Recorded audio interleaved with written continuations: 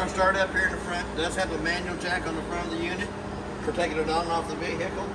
Has one 20-pound propane cylinder that's full except for what we use to service the trailer. Has one new 12-volt battery on the front of the unit. It has a 7-way chain holder that holds the chain and 7-way up off the ground to keep them from getting corroded. As we start down the outdoor side, it has 4 BL jacks on all 4 corners. Does have magnets for holding the compartment doors up. Does have a manual crank handle for the BL jacks on all 4 corners. Also has a little table inside that can be used for a kitchen table on the inside of the unit. As we start down through the back here, lug nuts on the trailer have been torqued at 100 foot-pounds, is what's recommended on side. Tires are air ducted pressure, which is 65 pounds on the side of the tire code. It has a 30 amp power cord goes on. Blue light indicates it has power coming through the cord. We have our termination valve. The 2-inch gray valve in the front will be the kitchen sink, bathroom sink, and shower water. The 3-inch valve in the back will be the toilet water only. We also have our 2 low water drain points. The red is the hot side of the water system. The blue is the cold side of the water system. Our top connection up here at the top is the city water connect that you can hook to with the water hose and regulator and never fill the fresh tank on it. Work right off the water pressure going to that hose. The connection right down below it is a black tank flush so that while you're dumping your holding tanks, once all the nasties come out of the black valve, it'll come out. You can hook a water hose and regulator to this connection, turn water pressure onto it. Has a little aerator on the inside of the black tank that spins around, helps clean more of the debris out of the inside of the black tank only. Then we have a park cable hook up here, so that if you're at a park that's got cable, you can hook to that. You don't have the same cable on your TV as the park does. It is also prepped for a Lippert extendable ladder for going up and checking the roof. It's also prepped for a backup camera. It does have a spare tire on the back of the unit. It's not been torqued on, it's been put on with a wrench. As we start down the door side, we got our 3rd BL jack. We got our outside of our furnace. It sucks cold air at the top, hot air at the bottom. I always suggest putting the mud dauber screen over the outside of the furnace for the simple fact, once it's been lit on propane, for some reason mud daubers love that smell. They go right to that. They build a little dirt nest on the inside, and it cuts your airflow down going through the chambers under your furnace. It causes it to cycle improperly. We also have a gas connect down here behind the axles. You had a fish fryer, barbecue grill that you wanted to work off of. The propane cylinder in the front of the unit does have a T-handle on top of it that has to be in line with the gas line for it having gas coming through that line. Right in front of the back axle on this side here, we do have our freshwater drain. It is a little white screw cap that goes in there. That's for draining the fresh tank only.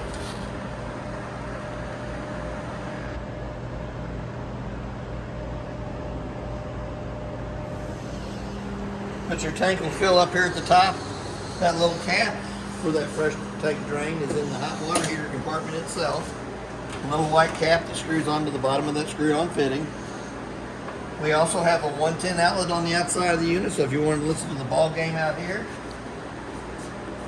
It is a gas-only hot water heater. So before you light it on gas, you're always going to want to pop the pop-off valve. Make sure you got water coming out of the top of it before you light it on gas. It does have an anode rod in the bottom of it for draining the hot water heater in between long trips or for winterizing purposes. It does have a set of pull-out steps. This is just the other side of that compartment. It does show the table a little better on this side here. It does have a 2-pronged solar panel connection at the front that if you wanted to buy the solar panel that sits up in front of the trailer, that will keep the battery recharged on the front of the unit. So we're going to go to the inside.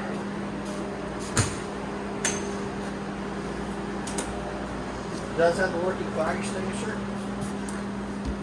on the right hand side as we come in. It also has an LP carbon monoxide detector on the right hand side. Makes that annoying little sound. There is a place for a TV up here at the top. Hooks to the coax cable here, works off the park cable, and a 110 outlet to plug it into. We're going to come back to the monitor panel before I forget it. All the way at the top, the battery button is your first, shows you that it's fully charged. To get an accurate reading of the battery, you need to have the 110 line plugged when you push the battery button.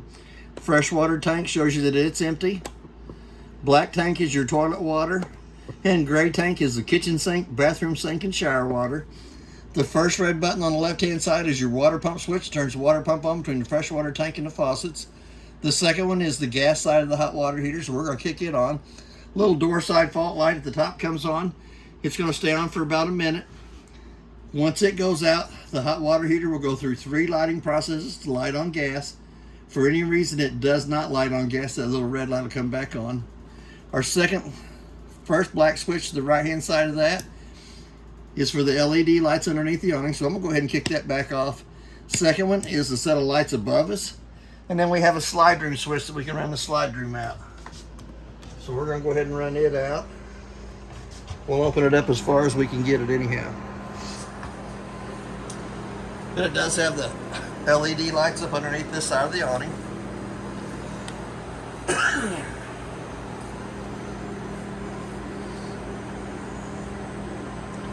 It has a pinch point on each one of the arms at the bottom side. Oh, you made it all the way. All the way. But it does have a pinch point underneath each one of the arms. I don't know if I'm tall enough to reach it. It does have 2 little push steps above it. You push them in, allows the pins to go in, and you can slide it for 6 different adjustments. There's one on both arms. You can put the pitch of the rain coming off the front, or you can put the pitch of the rain coming off the back. Either way you want to go with it. We're going to come back in. We'll start down this side here. Top drawer, there's 2 sets of keys.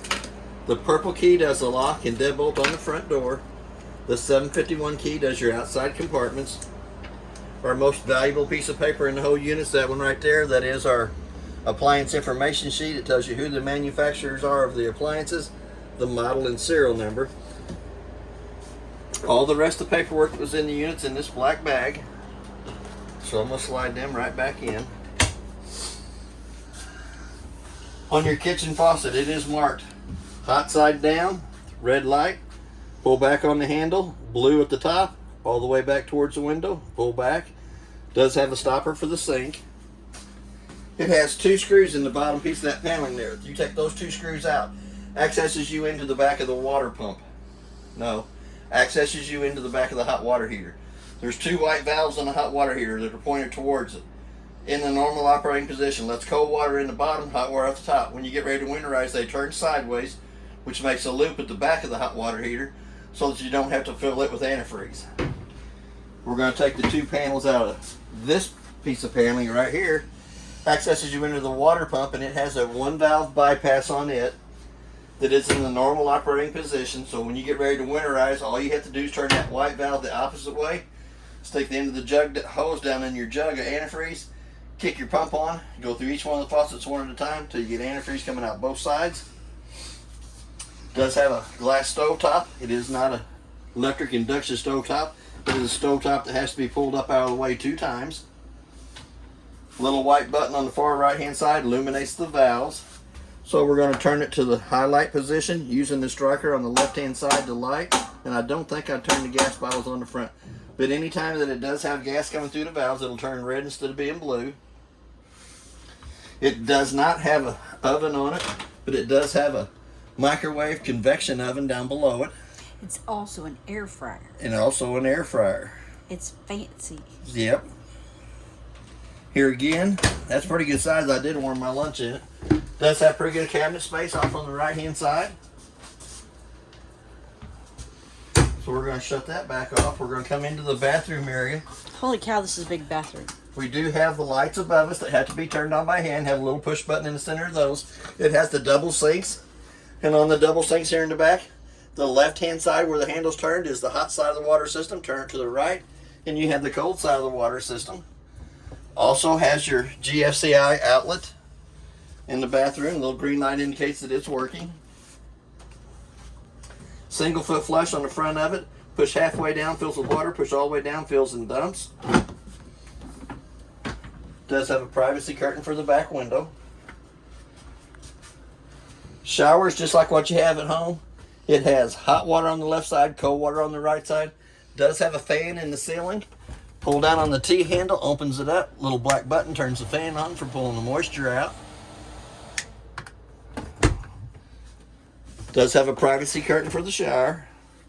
Does have a privacy door here that accesses the bathroom off from the rest of the rooms.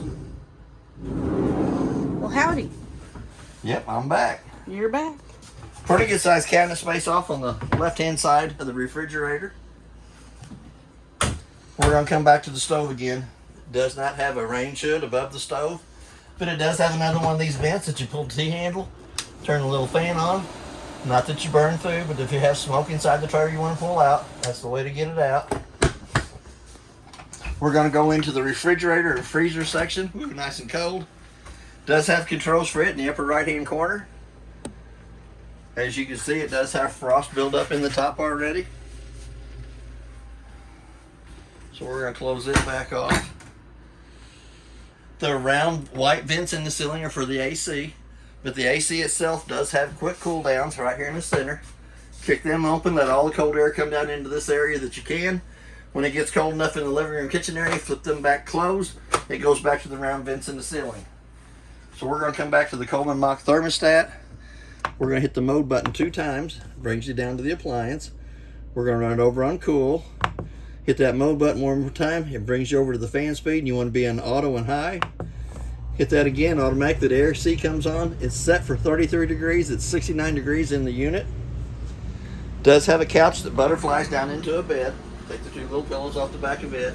It is a fire escape window behind it. It's marked exit red with a red handle. It opens up pretty good. You can also sell cheeseburgers and fries out the window. I stopped by earlier. I said I stopped by earlier when you... Does have pretty good sized cabinet space up above it. Does have a smoke alarm. We'll push the battery back in, lock it in. Green light indicates it's working. It's got an annoying little sound too.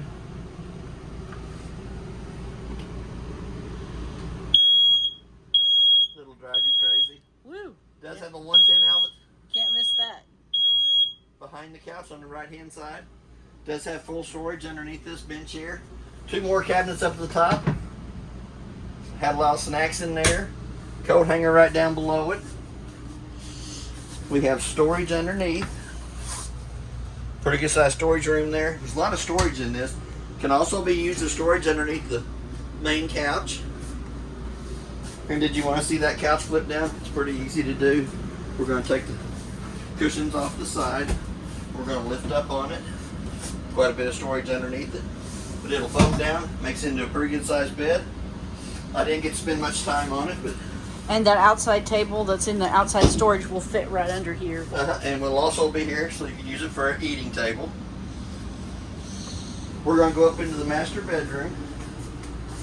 Master bedroom has lights that have a little push button in the center of them to turn them on and off. We have a 110 outlet on either side of the master bed. We got a closet space on either side and cabinet space up above for extra pillows and blankets. We have another fire escape window in the master bedroom. 2 red handles, lifts up. Kind of bump it in the center to get it to come open, but the window will come fully open so you can escape out this side here. Lock the 2 red handles back in place. Has pretty good sized storage up underneath the bed too that can be accessed through your front compartment.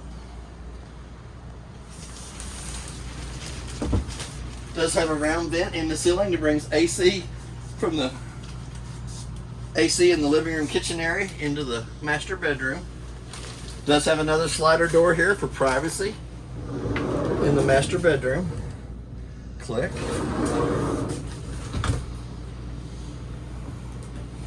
And there is a spot for a TV backer up here, a coax cable to hook it to, and a 110 outlet to hook that to. So you can have TV in the master bedroom. That is basically everything on your unit. If you have any questions, I'll try to answer them the best that I can. It does have the dark out shades on both sides, so you can get it dark in the master bedroom. Lights have push buttons in the center. That's everything on your unit. If you have any questions, I'll try to answer them the best that I can. Thank you for your time.